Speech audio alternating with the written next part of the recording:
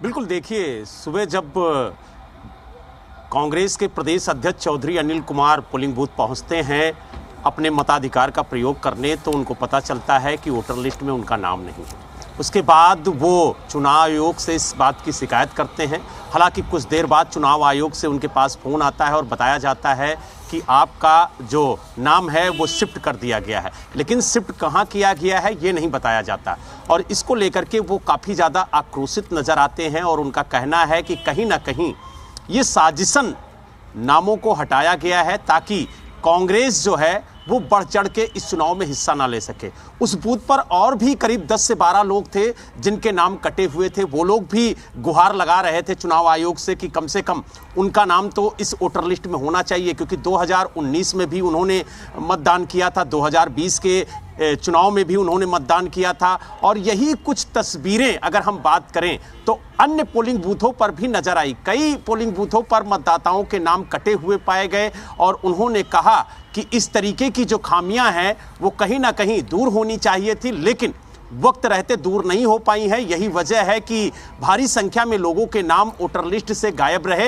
अगर हम बात करें मनोज तिवारी की, तो मनोज तिवारी ने यह कहा था कि लगभग 450 लोगों का जो नाम है वो वोटर लिस्ट से गायब है और वो सभी मतदाता भारतीय जनता पार्टी के हैं। ये आरोप उन्होंने लगाया और उन्होंने कहा कि इसकी हम शिकायत भी करेंगे, लेकिन कहीं ना कहीं कई मतदान केंद्रों पर जो मतदाता हैं उनके नाम वोटर लिस्ट से गायब रहे। हालांकि बलराम, ये कहना बहुत ही स्पष्ट सी बात हो जाती है कि 450 वोटर्स जो हैं वो सभी बीजेपी के समर्थक थे, क्योंकि बहुत सारे वोटर्स ऐसे थे जिनके नाम नहीं थे वोटर लिस्ट में। उनसे मनीष सिसोदिया ने मुलाकात की और मनीष सिसोदिया खुद ये बोल रहे हैं कि ये तो किसी साजिश का हिस्सा है और हम चुनाव आयोग तक जाएंगे।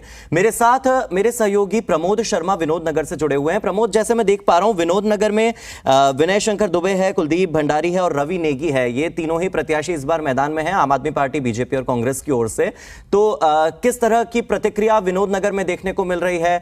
क्योंकि विनोद नगर इलाका जो है वो काफी विकसित इलाका नहीं है, वहां पर बहुत सारे ऐसे काम हैं एमसीडी के जो होने बाकी हैं।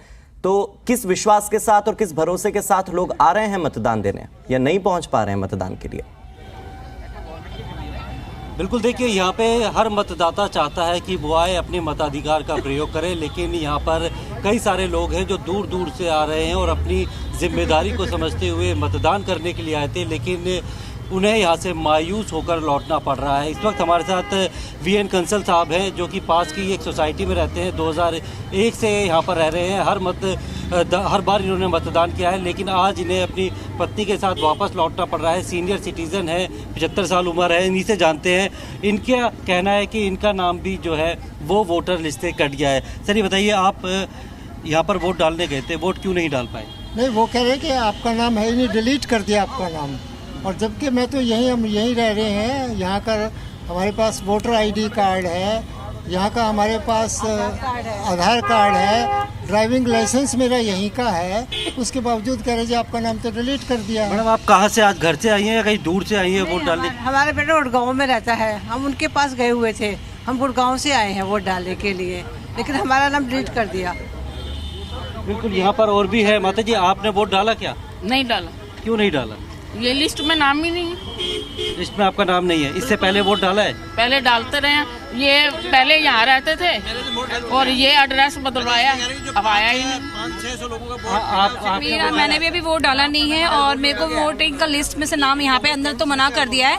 तो मैं कहीं से भी अभी देखूंगी कि मेरा वोटिंग लिस्ट में मेरा नाम कहीं से भी आए, और मैं देना चाहती हूँ बट मैं दे नहीं पा रही हूँ। मुझे इस बात का वो है, खेद है। बिल्कुल, देखिए यहाँ पर ये तमाम लोग हैं जो दूर दूर से आए हैं, वोट डालने के लिए आए हैं, अपनी जिम्मेदारी को निभाने के लिए आए हैं, लेकिन यहाँ पर इनके नाम जो है वोटर लिस्ट से काट दिए। यही लोग नहीं है, सुबह से हमें यहाँ पर करीब 50 से ज़्यादा लोग यहाँ पर मिल चुके हैं जिनके वोटर लिस्ट से नाम कटे हुए थे। वो अपना आधार कार्ड, वोटर ID कार्ड सब कुछ लेके आते थे, जो कि काफ़ी सालों से यहीं पे रह रहे हैं। लेकिन बावजूद इसके, जब कुछ दिन पहले उन्होंने देखा था इलेक्शन कमीशन की वेबसाइट पे तो इनका नाम दिख रहा था, लेकिन जब यह वोट डालने आए तो पता चला कि इनका नाम बिल्कुल प्रमोद, और ये एक बहुत बड़ा सोचने समझने का विषय है, विचारणीय विषय है कि ऐसा कैसे हो सकता है कि इससे पहले लोकसभा और विधानसभा के चुनाव में वोट किया और उसके बाद आपका नाम नहीं आता है। और खुद कांग्रेस के प्रदेश अध्यक्ष इसका शिकार हो चुके हैं कि उनका नाम वोटर लिस्ट से गायब है। ये एक बहुत बड़ी समस्या है। चुनाव आयोग को इस पर संज्ञान निश्चित तौर पर लेना चाहिए। मेरे साथ मेरे सहयोगी आदित्य हैं। आदित्य, आप मेरे साथ बने रहिए, आपके पास भी आएंगे, जानेंगे डिफेंस एनक्लेव का माहौल।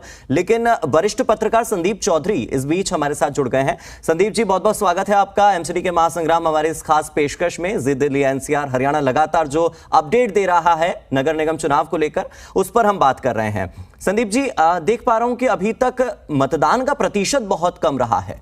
इससे पहले भी अगर चुनाव के नतीजे उठाकर देखें और वोटिंग परसेंटेज उठाकर देखें तो वही 53.24%, 53.47%, ये कोई वोटिंग परसेंटेज होता है। और अभी तक केवल 30% मतदान हुआ है 2 बजे तक। क्या लग रहा है कि दिल्ली की जनता व्यापार में ज्यादा बिजी हो गई है, या दिल्ली की वाइब्स को नहीं कैच कर पा रही है दिल्ली की जनता, या अपने मुद्दे नहीं समझ पा रही है? क्या हो रहा है दिल्ली में?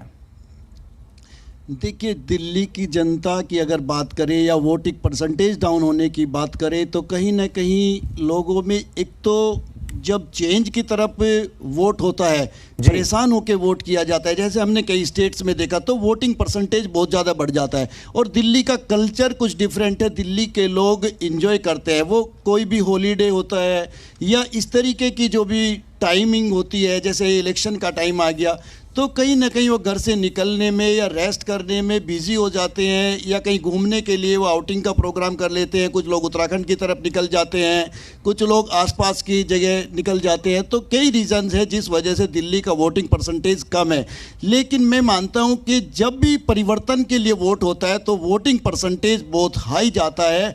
और कहीं ना कहीं इससे ये साइन होता है कि पिछले 3 बार से हम देख रहे हैं एमसीडी में बीजेपी लगातार अच्छा परफॉर्म कर रही है, एक तरीके से पैरेलल अपनी सरकार बना रही है।